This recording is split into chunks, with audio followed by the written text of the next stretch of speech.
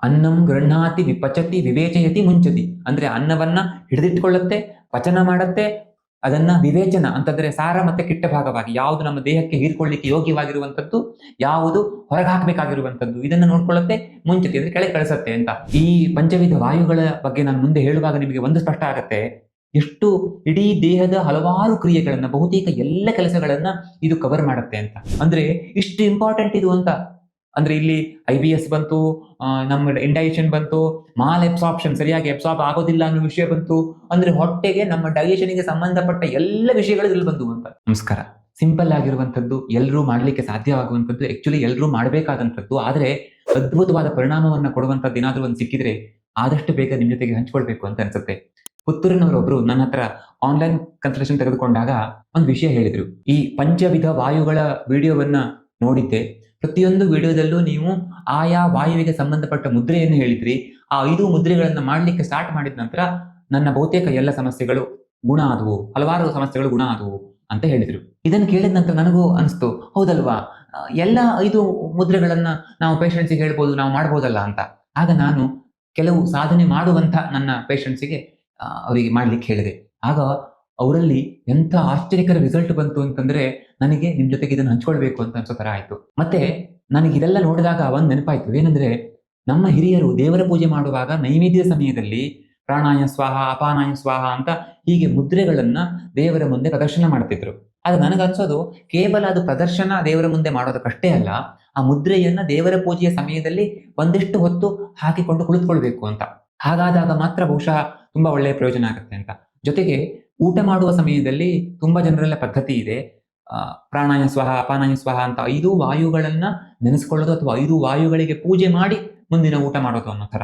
ಹಾಗೆ ಈ ಪಂಚವಿಧ ವಾಯುಗಳು ನಮ್ಮ ಇಡೀ ದೇಹಕ್ಕೆ ಅನುಕೂಲ ಮಾಡಿಕೊಡುವಂಥದ್ದು, ನಿತ್ಯ ನಾವು ಇದಕ್ಕೆ ಸಂಬಂಧಪಟ್ಟ ಮುದ್ರೆಗಳನ್ನ ಮಾಡಬೇಕಾಗಿರುವಂಥದ್ದು ಅಂತ. ಈ ಪಂಚವಿಧ ವಾಯುಗಳ ಬಗ್ಗೆ ನಾನು ಮುಂದೆ ಹೇಳುವಾಗ ನಿಮಗೆ ಒಂದು ಸ್ಪಷ್ಟ ಆಗತ್ತೆ, ಎಷ್ಟು ಇಡೀ ದೇಹದ ಹಲವಾರು ಕ್ರಿಯೆಗಳನ್ನ, ಬಹುತೇಕ ಎಲ್ಲ ಕೆಲಸಗಳನ್ನ ಇದು ಕವರ್ ಮಾಡುತ್ತೆ ಅಂತ. ಹಾಗಾಗಿ ಇದು ತುಂಬಾ ಅದ್ಭುತವಾದ್ದು ಅಂತ. ಚರಕ ಸಂಹಿತೆಯಲ್ಲಿ ಪಂಚವಿಧ ಕಫಗಳು, ಪಂಚವಿಧ ಪಿತ್ತಗಳ ಬಗ್ಗೆ ಉಲ್ಲೇಖನೆ ಬರೋದಿಲ್ಲ, ಆದರೆ ಪಂಚವಿಧ ವಾತಗಳ ಬಗ್ಗೆ ಮಾತ್ರ ಹೇಳ್ತಾರೆ.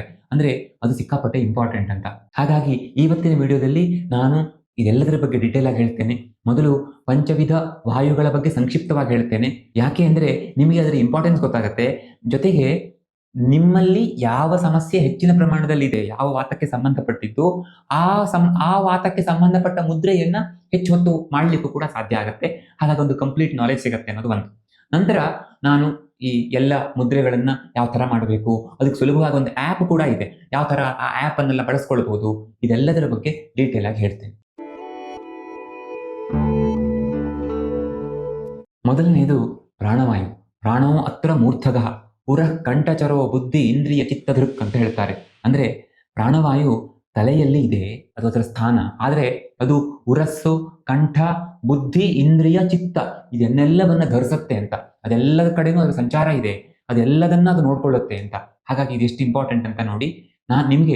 ನಾನು ಸಂಕ್ಷಿಪ್ತವಾಗಷ್ಟೇ ಈ ವಿಡಿಯೋದಲ್ಲಿ ಹೇಳ್ತೇನೆ. ಡೀಟೇಲ್ ಆಗಿ ಬೇಕು ಅಂತಂದ್ರೆ ಆಯುರ್ವೇದ ಸತ್ಸಂಗ ಅನ್ನೋ ಪ್ಲೇ ಲಿಸ್ಟ್ ಇದೆ ನಂದು, ಅದರಲ್ಲಿ ನೀವು ಪ್ರಾಣ, ಅಪಾನ, ವ್ಯಾನ, ಉದಾನ, ಸಮಾನ ಎಲ್ಲ 5 ವಾಯುಗಳ ಬಗ್ಗೆ ನೋಡ್ಕೊಳ್ಬಹುದು. ಡೀಟೇಲ್ ಆಗಿ ಹೇಳಿದ್ದೇನೆ. ಅದಕ್ಕೆ ಯಾವ ತರದ ದ್ರವ್ಯಗಳನ್ನು ಬಳಕೆ ಮಾಡಬೇಕು ಅನ್ನೋದನ್ನ ಕೂಡ ಹೇಳಿದ್ದೇನೆ. ಆದ್ರೆ ಇವತ್ತಿನ ವಿಡಿಯೋದಲ್ಲಿ ಸಂಕ್ಷಿಪ್ತವಾಗಿ ಸಾಕು. ಶ್ರೀವನ ಕ್ಷವತೋದ್ಗಾರ ನಿಶ್ವಾಸ ಅನ್ನ ಪ್ರವೇಶ ಕೃತ್ ಅಂತ ಹೇಳ್ತಾರೆ. ಅಷ್ಟಾಂಗ ಹೃದಯದಲ್ಲಿ ಬರುವಂತ ಶ್ಲೋಕ ಇದು. ಅಂದ್ರೆ ಶ್ರೀವನ ಅಂದ್ರೆ ನಾವು ಉಗಿಯೋದು, ಕ್ಷವತು ಅಂದ್ರೆ ನಮಗೆ ಸೀನ್ ಬರೋದು, ಉದ್ಗಾರ ತೇಗ್ ಬರೋದು, ನಿಶ್ವಾಸ ಉಸಿರನ್ನು ತೆಗೆದುಕೊಳ್ಳೋದು, ಅನ್ನ ಪ್ರವೇಶಕತ್ ನಾವು ಊಟ ಮಾಡಿದ್ದು ಹೊಟ್ಟೆಯವರೆಗೆ ಹೋಗ್ಬೇಕು ಅಂದ್ರೆ ಪ್ರಾಣವಾಯು ಬೇಕು ಅಂತ. ಜೊತೆಗೆ ಬುದ್ಧಿ, ಇಂದ್ರಿಯ, ಚಿತ್ತ, ದೃಕ್ ಎಲ್ಲ ಸರಿಯಾಗಿರ್ಬೇಕು ಅಂತ ಆದ್ರೆ ಇದು ಇರಬೇಕು, ಪ್ರಾಣವಾಯು ಸರಿಯಾಗಿರ್ಬೇಕು ಅಂತ. ಹಾಗಾಗಿ ಇದು ಮೋಸ್ಟ್ ಇಂಪಾರ್ಟೆಂಟ್ ಅಂತ. ನಮ್ಮ ಉಸಿರಾಟಕ್ಕೆ ಬೇಕಾಗಿರುವಂಥದ್ದು ಇದು. ಪ್ರಾಣವಾತ ಯಾರ್ದು ಚೆನ್ನಾಗಿರೋದಿಲ್ವೋ ಅಂಥವರಿಗೆ ಉಸಿರು ಇದಾಗ್ಲಿಕ್ಕೆ ಸಾಧ್ಯ ಇಲ್ಲ. ಮತ್ತೆ ಅದು ಯಾವಾಗ ಹೋಗತ್ತೋ ನಮ್ಮ ದೇಹವನ್ನ ಬಿಟ್ಟು ಅಲ್ಲಿಗೆ ಅವನು ಮರಣ ಹೊಂದಿದ ಅಂತ ಅರ್ಥ ಅಂತ. ಹಾಗಾಗಿ ಅಷ್ಟು ಇಂಪಾರ್ಟೆಂಟ್ ಆಗಿರುವಂಥದ್ದು. ಆದ್ರೆ ಮುದ್ರೆಯ ಬಗ್ಗೆ ಹೇಳುವಾಗ ಇದನ್ನ ಕೊನೆಯಲ್ಲಿ ಮಾಡ್ಲಿಕ್ಕೆ ಹೇಳ್ತಾರೆ. ಅದು ಯಾಕೆ ಅನ್ನೋದನ್ನ ನಾನು ಮುದ್ರೆಯ ಬಗ್ಗೆ ಹೇಳುವಾಗ ಹೇಳ್ತೇನೆ. ಎರಡನೆಯದು ಉದಾನವಾಯು. ಉರಸ್ಥಾನಂ ಉದಾನಸ್ಯ ನಾಸಾ ನಾಭಿಗಲಾಂಶ್ಚರೇತ್ ಅಂತ ಹೇಳ್ತಾರೆ. ಅಂದ್ರೆ ಉದಾನದ ಸ್ಥಾನ ಎದೆಯ ಭಾಗ, ಉರಸ್ಥಾನ. ಮತ್ತೆ ಅದು ನಾಸಾ ನಾಭಿಗಲಾಂಶ್ಚರೇತ್ ಅಂದ್ರೆ ಮೂಗಿನಿಂದ ಹಿಡಿದು ಕಂಠದ ಮೂಲಕ ಅದು ಈ ನಾಭಿಯವರೆಗೆ ಕೂಡ ಅದರದ್ದು ಏರಿಯಾ ಬರುತ್ತೆ ಅಂತ.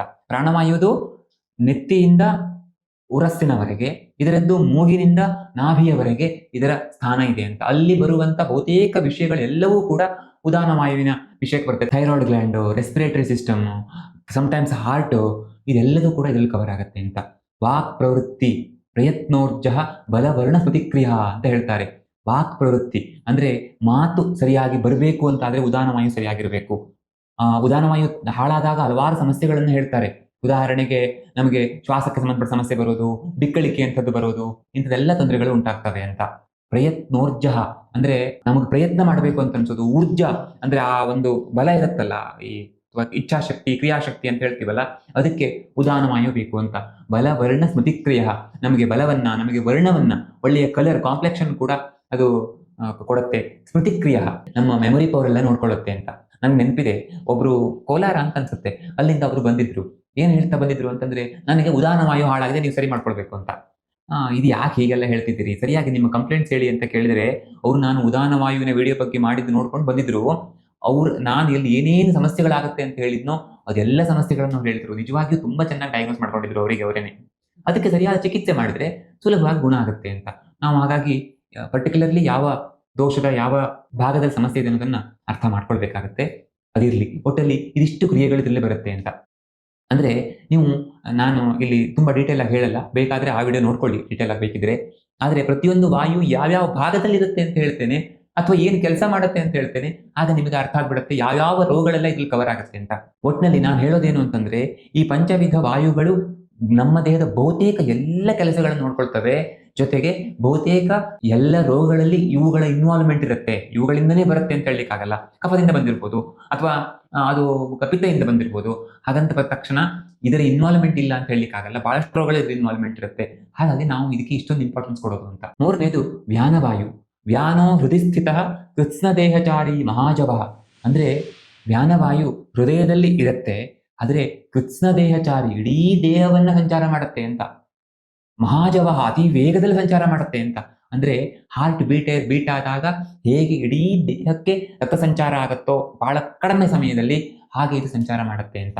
ಆರಾಮಾಗಿ ತೇಗ ಬಂದಾಗಲ್ಲ, ಇದು ಬಹಳ ವೇಗವಾಗಿ ಇಡೀ ದೇಹದಲ್ಲಿ ಸಂಚಾರ ಮಾಡುತ್ತೆ. ಮತ್ತೆ ಇದು ಇಡೀ ದೇಹವನ್ನ ಆವರಿಸ್ಕೊಂಡಿದೆ ಅಂತ. ಹಾಗಾಗಿ ಮುಂದೆ ಅದರ ಕರ್ಮಗಳನ್ನು ಹೇಳ್ತಾ ನಿಮ್ಗೆ ಗೊತ್ತಾಗುತ್ತೆ. ಗತ್ಯ ಪಕ್ಷೇಪಣ ಉತ್ಕ್ಷೇಪ ನಿಮಿಷೋನ್ಮೇಷಣಾದಿಕಾಹ. ಅಂದ್ರೆ ನಾವು ಗತಿ ಅಂದ್ರೆ ನಾವು ನಡೆದಾಡಬೇಕು ಅಂತಂದ್ರೆ, ನಾವು ನಮ್ಮ ಮಸಲ್ಸ್ ಅನ್ನು ಇದ್ಯಾವುದನ್ನು ಮೂವ್ಮೆಂಟ್ ಮಾಡಬೇಕು ಅಂತಂದ್ರೆ, ನಮ್ಮ ಕಣ್ಣು ರೆಪ್ಪೆ ಮಿಟುಕಿಸಬೇಕು ಅಂತ ಆದ್ರೂ ಕೂಡ ವ್ಯಾನವಾಯು ಸರಿ ಇರಬೇಕು ಅಂತ. ಹಾಗಾಗಿಯೇ ಈ ಪ್ಯಾರಾಲಿಸಿಸ್ ಎಲ್ಲ ಆಗುತ್ತೆ, ಅಥವಾ ನರಕ್ಕೆ ಸಂಬಂಧಪಟ್ಟ ಸಮಸ್ಯೆಗಳು ಇಡೀ ದೇಹವನ್ನು ಸಂಚಾರ ಮಾಡುತ್ತಲ್ಲ, ಬಹಳ ವೇಗವಾಗಿ ನರದ ಅಷ್ಟೇ ಇದು ಇಡೀ ದೇಹವನ್ನು ಸಂಚಾರ ಮಾಡೋದಿಲ್ವಾ. ಹಾಗಾಗಿ ಈ ನರಕ್ಕೆ ಸಂಬಂಧಪಟ್ಟ ಸಮಸ್ಯೆಗಳೆಲ್ಲವೂ ಕೂಡ ವ್ಯಾನವಾಯುಗೆ ಸಂಬಂಧಪಟ್ಟಿದ್ದು ಅಂತ.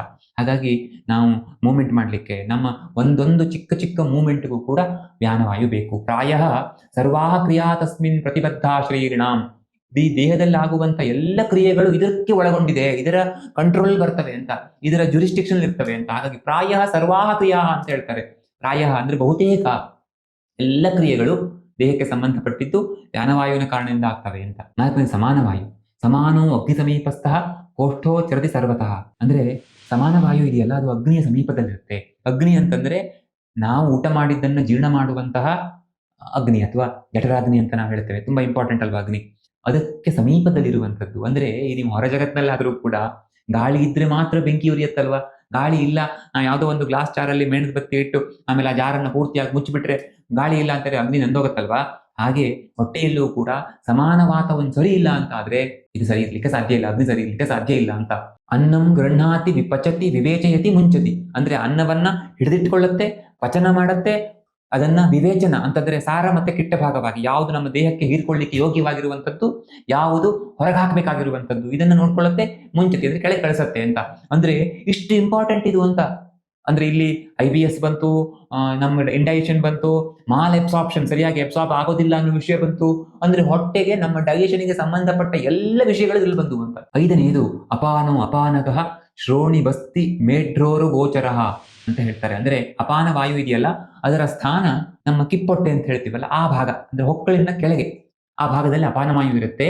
ಇದು ಶ್ರೋಣಿ ಬಸ್ತಿ ಮೇಢ್ರ ಊರು ಗೋಚರಃ. ಅಂದ್ರೆ ಆ ಭಾಗದಲ್ಲೆಲ್ಲ ಅಂದ್ರೆ ಹಿಪ್ ರೀಜನ್, ಅಥವಾ ನಮ್ಮ ಬ್ಲಾಡರ್ಸ್, ಈವನ್ ಕಿಡ್ನಿ ಕೂಡ ಒಂದ್ ಮಟ್ಟಿಗೆ ಅಲ್ಲಿ ಬರುತ್ತೆ. ಆಮೇಲೆ ನಮ್ಮ ಜನನೇಂದ್ರಿಯಗಳು, ತೊಡೆಯ ಭಾಗ, ಇವೆಲ್ಲವೂ ಕೂಡ ಕಾಲಿನ ಭಾಗ ಅಂತ ಹೇಳ್ಬೋದು, ಇವೆಲ್ಲವೂ ಕೂಡ ಅಪಾನ ವಾಯುವಿನ ಜುರಿಸ್ಟಿಕ್ಷನ್ ಬರ್ತವೆ. ಶುಕ್ರ ಆರ್ತವ ಶಕ್ರನ್ ಮೂತ್ರ ಗರ್ಭ ನಿಷ್ಕ್ರಮಣ ಕ್ರಿಯಾ ಅಂತ ಹೇಳ್ತಾರೆ. ಅಂದ್ರೆ ಅದರ ಕೆಲಸ ಏನು ಅಂತಂದ್ರೆ, ಶುಕ್ರ ಅಂದ್ರೆ ವೀರ್ಯ, ಆರ್ತವ ಅಂದ್ರೆ ಪೀರಿಯಡ್ಸ್ ಟೈಮಲ್ಲಿ ಬ್ಲಡ್ ಫ್ಲೋ ಆಗತ್ತಲ್ಲ ಅದು, ಶಕೃತ್ ಮೋಷನ್ ಹೋಗೋದು, ಮೂತ್ರ ಸರಿಯಾಗಿ ಹೋಗ್ಬೇಕು ಅಂದ್ರೆ ಗರ್ಭ ನಿಷ್ಕ್ರಮಣ ಕ್ರಿಯಾ, ಗರ್ಭ ಕೆಳಗಡೆಯಿಂದ ಹೋಗ್ಬೇಕು ಅಂದ್ರೆ ಕೆಳಗಡೆಯಿಂದ ಹೋಗುವಂತ ಎಲ್ಲ ವಿಷಯಕ್ಕೆ ಸಂಬಂಧಪಟ್ಟಿದ್ದು. ಇದರಲ್ಲೇ ನಮ್ಗೆ ದೊಡ್ಡ ಸಮಸ್ಯೆ ಅಲ್ವಾ. ಹಾಗಾಗಿ ಇದು ಚೆನ್ನಾಗಿದ್ರೆ, ಅಪಾನವಾತ ಚೆನ್ನಾಗಿದ್ರೆ ತುಂಬಾ ಈ ವಿಷಯದಲ್ಲಿ ಅನುಕೂಲ ಆಗುತ್ತೆ ಅಂತ. ಅಪಾನ ವಾಯು ದೃಷ್ಟಿಯಲ್ಲಿ ಹೇಳುವಾಗ ತುಂಬಾ ಕಠೋರವಾದ ಶಬ್ದಗಳನ್ನ ಬಳಕೆ ಮಾಡ್ತಾರೆ. ಅಪಾನ ವಾಯು ದೃಷ್ಟಿ ಆದಾಗ ಕ್ರೂರತರವಾದ ಅಥವಾ ಭಯಂಕರವಾದ ದಾರುಣವಾದ ಸಮಸ್ಯೆಗಳು ಬರ್ತವೆ ಅಂತ. ನಿಜವಾಗ್ಲೂ ತುಂಬಾ ಕಷ್ಟ ಆಗತ್ತೆ. ನೀವು ನೋಡಿರ್ಬೋದು, ಕ್ಯಾಥೆಟರ್ ಹಾಕೊಂಡು ಇರ್ತಾರೆ, ಎಷ್ಟು ಕಷ್ಟಪಡ್ತಾರೆ ಅಂತ. ಹಾಗಾಗಿ ತುಂಬಾ ಜನ ಇದೇ ಹೇಳ್ತಾರೆ, ನಂಗೆ ಮೋಷನ್ ಒಂದು ಸರಿಯಾಗ್ಬಿಟ್ರೆ ಸಮಾಧಾನ ಆಗ್ತಿತ್ತು, ಮೂತ್ರ ಒಂದು ಸರಿಯಾಗಿ ಪಾಸ್ ಆಗ್ಬಿಟ್ರೆ ಸಮಾಧಾನ ಇತ್ತು. ಯಾಕೆ ಅಂದ್ರೆ ಅಪಾನ ವಾಯು ದೃಷ್ಟಿ ಇದೆ ಅಂತ. ಹಾಗಾಗಿ ನಮ್ಮ ಬಹುತೇಕ ಎಲ್ಲ ಕ್ರಿಯೆಗಳು ಚೆನ್ನಾಗಾಗ್ಲಿಕ್ಕೆ, ನಾವು ಉಸಿರಾಡ್ಲಿಕ್ಕೆ, ನಾವು ಡೈಜೆಸ್ಟ್ ಮಾಡ್ಕೊಳ್ಳಿಕ್ಕೆ, ಬೇಡದೇ ಇರೋದನ್ನ ಹೊರಗಾಕ್ಲಿಕ್ಕೆ, ನಾವು ಮೂವ್ಮೆಂಟ್ ಮಾಡ್ಲಿಕ್ಕೆ, ಪ್ರತಿಯೊಂದು ವಿಷಯದಲ್ಲೂ ಇದು ಬೇಕು. ಯಾವುದು? ಪಂಚವಿಧ ವಾತಗಳು ಬೇಕು. ಹಾಗಾಗಿ ನಾವು ಈ 5 ಮುದ್ರೆಗಳನ್ನ ಸರಿಯಾಗಿ ಮಾಡಿದರೆ ನಿಜವಾಗಿಯೂ ತುಂಬಾ ತುಂಬಾ ಹೆಲ್ಪ್ ಆಗುತ್ತೆ. ಈಗ ಮುದ್ರೆಗಳ ಬಗ್ಗೆ ನೋಡುವ. ಆದ್ರೆ ನಾನು ಮೊದಲು ಮುದ್ರೆಗಳನ್ನ ಹೇಗೆ ಮಾಡೋದು ಅಂತ ತೋರಿಸ್ತೇನೆ, ಒಂದೊಂದು ಮುದ್ರೆಯನ್ನು. ಆಮೇಲೆ ಮುದ್ರೆಯನ್ನು ಯಾವ ತರ ಮಾಡಬೇಕು, ಹೇಗೆ ಕುಳಿತುಕೊಂಡು ಮಾಡಬೇಕು, ಅಥವಾ ಅದಕ್ಕೇನೋ ರಿಸ್ಟ್ರಿಕ್ಷನ್ಸ್ ಇದೆಯಾ ಅದೆಲ್ಲ ಹೇಳ್ತೇನೆ. ಮತ್ತೆ ಕೊನೆಯಲ್ಲಿ ಈ ಒಂದು ಆ್ಯಪ್ ನಿಮಗೆ ತುಂಬಾ ಸುಲಭವಾಗಿ ಅನುಕೂಲ ಆಗೋ ತರ ಅದನ್ನು ಕೂಡ ಹೇಳ್ಕೊಡ್ತೇನೆ. ಮೊದಲನೇದಾಗಿ ಪ್ರಾಣಮುದ್ರೆ.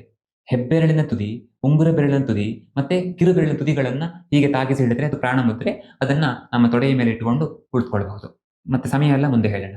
ಆಮೇಲೆ ಅಪಾನ ಮುದ್ರೆ, ಪ್ರಾಣ ಅಪಾನ. ಹೆಬ್ಬೆರಳು, ಮಧ್ಯ ಬೆರಳು, ಉಂಗುರ ಬೆರಳು, ಈ 3 ಬೆರಳುಗಳ ತುದಿಗಳನ್ನು ತಾಗಿಸಿದ್ರೆ ಅದು ಅಪಾನ ಮುದ್ರೆ ಆಯ್ತು. ಅದನ್ನು ಕೂಡ ಹಾಗೆ ನಾವು ಮಾಡ್ಕೊಳ್ಬಹುದು. ಮೂರನೆಯದು ವ್ಯಾನ.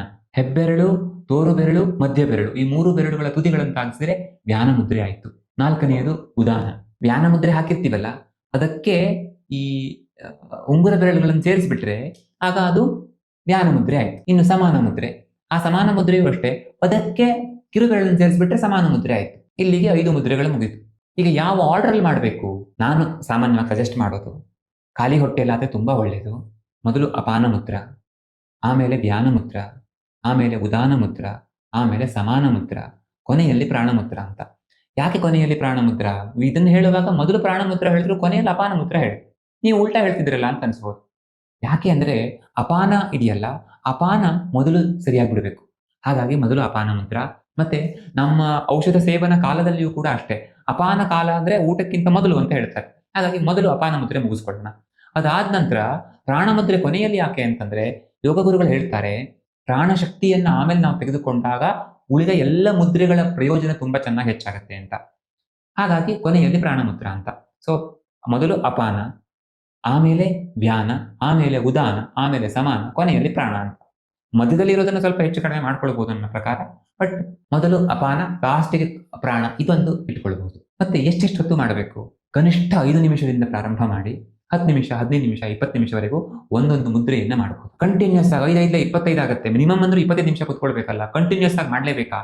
ಮಾಡಿದ್ರೆ ಒಳ್ಳೇದು. ಅದಿಲ್ಲ ಅಂದ್ರೆ ಅವಕಾಶ ಸಿಕ್ಕಾಗ ಬೆಳಿಗ್ಗೆ 1-2, ಮಧ್ಯಾಹ್ನ 1-2, ಸಂಜೆ 1 ಹೀಗೂ ಮಾಡಬಹುದು. ಬಟ್ ಸಾಧ್ಯ ಆದ್ರೆ 25 ನಿಮಿಷ ಕಂಟಿನ್ಯೂಸ್ ಆಗಿ ಮಾಡಬಹುದು. ಯಾವುದೋ ಒಂದು ವಿಡಿಯೋ ನೋಡಿದ್ರೆ, ಯಾರ್ದೋ ಕಾಲ್ ಬಂದ್ರೆ 15-20 ನಿಮಿಷ ಹೋಗಿದ್ದು ಗೊತ್ತಾಗಲ್ಲ. ಒಂದ್ಸಲ ಇಡೀ ದಿವಸ ಎಷ್ಟೊತ್ತು ನಾವು ಯೂಟ್ಯೂಬ್ ಅಲ್ಲೋ ಇನ್ಯಾವುದಲ್ಲೋ ಕಳೆದ್ವಿ ಅಂತ ಒಂದ್ಸಲ ನೋಡಿ, ಅಥವಾ ಎಷ್ಟೊತ್ತು ನಾವು ಫೋನಲ್ಲಿ ಮಾತಾಡಿದ್ವಿ ಅಂತ ನೋಡಿ, ನಿಮ್ಗೆ ಗೊತ್ತಾಗತ್ತೆ ಎಷ್ಟೊಂದು ಸಮಯವನ್ನು ನಾವು ಹೀಗೆ ಕಳಿತೇವೆ ಅಂತ. ಸರಿ, ಈಗ ಮಾಡಲಿಕ್ಕೆ 5 ನಿಮಿಷಕ್ಕೂ ಸಮಯ ನೋಡ್ಕೋತಾ ಕೂತ್ಕೋಬೇಕಾ? ಎಷ್ಟೊತ್ತಾಯ್ತು ಅಂತ ನೋಡ್ತಾ ಇರ್ಬೇಕಾ? ಅದಕ್ಕೂ ಸುಲಭ ವಿಧಾನ ಇದೆ. ಟೈಮರ್ ಇಟ್ಕೊಳ್ಳೋದು ಕೂಡ ಅಲ್ಲ, ಬದಲಿಗೆ ರೇಖಿ ಸೌಂಡ್ ಅಂತ, REIKI ಸೌಂಡ್, SOUND ಅಂತ ಒಂದು ಆ್ಯಪ್ ಬರುತ್ತೆ. ಆ ಆ್ಯಪ್ ಅನ್ನು ಇನ್ಸ್ಟಾಲ್ ಮಾಡ್ಕೊಂಡ್ರೆ ಎಷ್ಟು ನಿಮಿಷಕ್ಕೆ ಸೌಂಡ್ ಆಗಬೇಕು ಅನ್ನೋದನ್ನ ನೀವು ಸೆಟ್ ಮಾಡ್ಕೊಂಡ್ಬಿಟ್ರೆ ಅದರಲ್ಲಿ ಅಷ್ಟಷ್ಟು ಹೊತ್ತಿಗೆ ಸೌಂಡ್ ಆಗ್ತದೆ. ತುಂಬಾ ಚಂದ ಬೆಲ್ ಆಗುತ್ತೆ, ದೇವಸ್ಥಾನದಲ್ಲಿ ಬೆಲ್ ಆದಾಗೆ ಮನಸ್ಸಿಗೂ ಖುಷಿ ಆಗುತ್ತೆ. ಆ ತರ ಸೌಂಡ್ ಆದಾಗೆಲ್ಲ ನಾವು ಮುದ್ರೆಯನ್ನ ಚೇಂಜ್ ಮಾಡ್ಕೊಳ್ತಾ ಹೋಗ್ಬೋದು. ಮುದ್ರೆಯನ್ನ ಟಿವಿ ನೋಡ್ತಾ ಮಾತಾಡ್ತಾ ಮಾಡಬಹುದಾ? ಬೇಡ. ಮುದ್ರೆ ಮಾಡುವಾಗ ಮುದ್ರೆಯ ಮೇಲೆಯೇ ಗಮನ ಇಟ್ಟು, ಸಾಧ್ಯ ಆದ್ರೆ ಮುದ್ರೆಯ ಇಂದ ಎನರ್ಜಿ ಬರ್ತಾ ಇದೆ, ಆ ಎನರ್ಜಿಯನ್ನ ನನ್ನ ಇಡೀ ದೇಹ ಆವರಿಸ್ಕೊಳ್ತಿದೆ ಅಂತ ಅಂದ್ಕೊಳ್ತಾ ಉಸಿರನ್ನ ತೆಗೆದುಕೊಳ್ಳೋದು. ಉಸಿರನ್ನ ಬಿಡುವಾಗ ನನ್ನಲ್ಲಿರುವ ಸಮಸ್ಯೆಗಳೆಲ್ಲ, ಅಥವಾ ಸಮಸ್ಯೆ ಯಾವುದೂ ಇಲ್ಲ ಅಂದ್ರೆ ಏನಾದ್ರೂ ನೆಗೆಟಿವ್ ಎನರ್ಜಿ ಇದ್ರೆ ಅದೆಲ್ಲ ಹೊರಗಡೆ ಹೋಗ್ತಾ ಇದೆ ಅಂತ ಫೀಲ್ ಮಾಡ್ಕೊಳ್ಳೋದು. ಈ ತರ ಮಾಡಿದ್ರೆ ತುಂಬಾ ಅನುಕೂಲ ಆಗುತ್ತೆ. ಊಟ ಆದ ನಂತರ ಮಾಡ್ಬೋದಾ? ಖಂಡಿತ ಮಾಡಬಹುದು. ಆದ್ರೆ ಊಟ ಆದ ನಂತರ ಮಾಡಿದಾಗ ಒಂದು ದೀರ್ಘ ಉಸಿರಾಟ ಮಾಡ್ಲಿಕ್ಕಾಗಲ್ಲ, ದೀರ್ಘ ಉಸಿರಾಟ ಮಾಡ್ಲೇಬೇಕು ಅಂತಿಲ್ಲ. ಆದ್ರೆ ಒಂದ್ ಸಮಸ್ಯೆ ಏನು ಅಂತಂದ್ರೆ, ಊಟ ಆದ ನಂತರ ಮಾಡಿದಾಗ ನಿದ್ದೆ ಬರೋ ತರ ಮಬ್ಬಿನ ತರ ಆಗುವ ಚಾನ್ಸಸ್ ಜಾಸ್ತಿ. ಕಾನ್ಸಂಟ್ರೇಟ್ ಮಾಡ್ಲಿಕ್ಕೆ ಸಾಧ್ಯ ಆಗ್ಲಿಕ್ಕಿಲ್ಲ. ಸಾಧ್ಯವಾದಷ್ಟು ಕಣ್ಣು ಮುಚ್ಚಿ ಕುಳಿತು ಮಾಡಿದ್ರೆ ಹೆಚ್ಚು ಹೆಲ್ಪ್ ಆಗುತ್ತೆ. ಪೂರ್ತಿ ಫೀಲಿಂಗ್, ನಾವು ಉಸಿರಾಟ ಹೇಗಾದ್ರೂ ಇರ್ಲಿ, ದೀರ್ಘ ಉಸಿರಾಟ ಮಾಡ್ಲಿಕ್ಕೆ ಆಗ್ಲಿಲ್ಲ ಅಂದ್ರೆ ತೊಂದರೆ ಇಲ್ಲ. ಆದ್ರೆ ಸಂಪೂರ್ಣ ಫೀಲಿಂಗ್ ಹೇಗಿರ್ಬೇಕು ಅಂದ್ರೆ ಆ ಮುದ್ರೆಯ ಎನರ್ಜಿ ಒಳಗಡೆ ನಾನು ಕುಳಿತುಕೊಂಡಿದ್ದೇನೆ, ಅದು ಸಂಪೂರ್ಣವಾಗಿ ನನ್ನನ್ನು ಆವರಿಸ್ಕೊಂಡಿದೆ, ಈ ತರ ಫೀಲ್ ಮಾಡ್ಕೊಳ್ಬಹುದು. ಮತ್ತೆ ಸ್ತೋತ್ರಗಳನ್ನು ಹೇಳ್ತಾ ಅಥವಾ ಕೇಳ್ತಾ ಮಾಡಬಹುದಾ, ಓದ್ತಾ ಮಾಡಬಹುದಾ ಅಂತ ತುಂಬಾ ಜನ ಕೇಳ್ತಾರೆ. ಸ್ತೋತ್ರಗಳನ್ನೆಲ್ಲ ಓದುವಾಗ ಕೇಳುವಾಗ ಮುದ್ರೆಗಳನ್ನ ಮಾಡಬಹುದು. ಆದ್ರೆ ಮುದ್ರೆಗಳನ್ನ ಮಾಡುವಾಗ ಸ್ತೋತ್ರ ಹೇಳೋದು, ಜಪ ಮಾಡೋದು, ಹಾಗೆ ಮಾಡೋದಕ್ಕಿಂತ ಸಂಪೂರ್ಣವಾಗಿ ನಾವು ಮುದ್ರೆಗೇ ಸಮಯವನ್ನ ಕೊಟ್ರೆ ಹೆಚ್ಚು ಒಳ್ಳೆಯದು. ಯಾಕೆಂದ್ರೆ ಮುದ್ರೆಯ ಮೇಲೆ ಕಾನ್ಸಂಟ್ರೇಟ್ ಮಾಡಿದಾಗ ಅದರಿಂದ ಸಿಗುವ ಎನರ್ಜಿ ನಮಗೆ ಹೆಚ್ಚೆಚ್ಚು ಅನುಕೂಲಕರ ಆಗತ್ತೆ ಅಂತ. ಯಾಕಂದ್ರೆ ಇಲ್ಲಿ ಮನಸ್ಸಿನ ಪಾತ್ರ ಸಿಕ್ಕಾಪಟ್ಟೆ ಇಂಪಾರ್ಟೆಂಟ್ ಆಗತ್ತೆ. ಇದನ್ನ ನಾವು ನಮ್ಮ ಗುರುಗಳ ಹತ್ರ ಪ್ರಾಕ್ಟಿಕಲಿ ನೋಡಿದ್ದೇವೆ ಅಂತ. ಹಾಗಾಗಿ ಆದಷ್ಟು ಮನಸ್ಸು ಅಲ್ಲೇ ಇದ್ರೆ, ಮುದ್ರೆಯ ಮೇಲೆ ಇದ್ರೆ ಹೆಚ್ಚು ಒಳ್ಳೆಯದು. ಇಷ್ಟು ಸುಲಭವಾಗಿ ಈ ಮುದ್ರೆಗಳನ್ನು ಮಾಡ್ಕೊಳ್ಬಹುದು. ರಿಸಲ್ಟ್ ತುಂಬಾ ಚೆನ್ನಾಗಿದೆ, ಅದರಲ್ಲಿ ಯಾವ ಡೌಟು ಇಲ್ಲ. ನಿಮಗೆ ಯಾವ ವಾತದ ಸಮಸ್ಯೆ ಇದೆ ಅನ್ನೋದನ್ನ ಕಮೆಂಟ್ ಮಾಡಿ, ಮುದ್ರೆ ಮಾಡ್ತೇನೆ ಅನ್ನೋದನ್ನು ಕೂಡ ಕಮೆಂಟ್ ಮಾಡಿ. ಮುಂದಿನ ವಿಡಿಯೋದಲ್ಲಿ ಮತ್ತೆ ಸಿಗೋಣ. ಧನ್ಯವಾದ.